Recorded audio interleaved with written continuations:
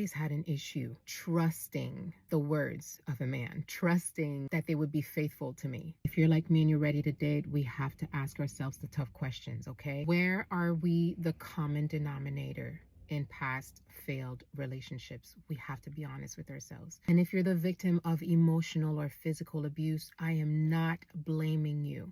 I've been there. But what I want us to do is give ourselves some grace and be humble to recognize where we may have been participants in the downfall of potentially good relationships. For instance, I grew up being told over and over that my father is a chronic liar, a womanizer.